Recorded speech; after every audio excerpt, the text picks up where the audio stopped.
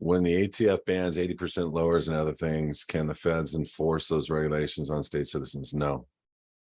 Do they have any other way to presume or assume jurisdiction? They always presume and assume jurisdiction because they think they have it. But feds go through a lot to get jurisdiction within a local agency before they make a move on a home or whatever. They always work with local law enforcement. So this is why we always talk about the house. We always talk about the post office, the removal of the office of the person, anything that would engage or allow for the 3 contract rule within an indictment or warrant or what have you. And so do me a favor, Owen, take some time and read some indictments and you're going to be shocked. Zip code, zip code, zip code, all contracts that person has, holding the office of the person, showing he's an employee of the company, showing him he's working for the company, he's checking his mail, he's got motor vehicles registered in his name at that address. Yes, postmaster says he receives personal mail at that address. He receives E-Trade accounts at that address in his personal name. It's all zip code. That's how they gain jurisdiction. So all we did was we reverse engineered these indictments and warrants and said, oh, holy crud, this is all we got to do. Now, if you want to be left alone, that's who we are. 80% lowers, you know, I don't know if I think all guns eventually they're gonna try to ban, and they're gonna try to do everything by force. But they're only gonna have jurisdiction over enemy combatants and belligerents and US citizens. Okay, that's all they have jurisdiction over. And you really need to understand and read the Lieber Code and get your mind wrapped around those kinds of things. But as a state citizen, you are still one of the most powerful, protected under treaty law people on the face of the earth. And that corporation does not exist unless the creditors, meaning the state citizens, exist. America still exists.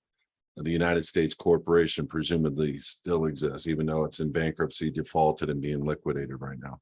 But I wouldn't worry about the little things. You know, what I wouldn't, you know, if you're going to have private guns, you know, what are they going to do? How are they going to have jurisdiction over the guns? Do you own any registered guns? No, I don't own any registered guns.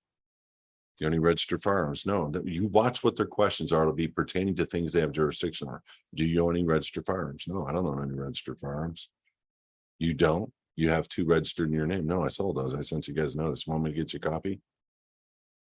Are there any guns in this house? Look, I've answered all your questions. Have a good day. Get off my property. Thank you. Click.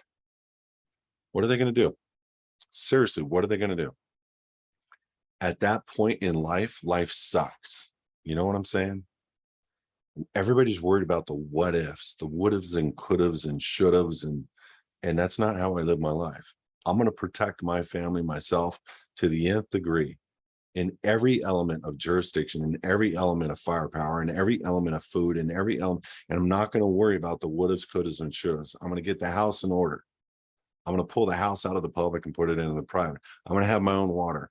I'm not going to rely on their gas. I'm not going to rely on their stuff. If something happens, I'm going to be up. Okay. The thing that they're going to do, Owen, seriously, is they're going to make everybody hungry, make everybody thirsty. That's what they're going to do. And they're going to say, come to our camp. Come, voluntarily come.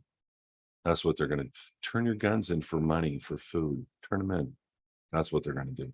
Everything by volunteer. That's how they always have operated. And don't think what I'm saying is BS. And you know why? All you got to do is look to the 40s when the Jews were asked nicely to get on a train. 8,000 guarded by 5 men with rifles. You don't think that was voluntary? Stop. Stop. It's all voluntary. Everything they do is voluntary. Driver's license is voluntary. You do not need a license to travel, period. There's so much code in Supreme Court rulings to support what I just said. It would make a Fed or a state cop or anybody look silly.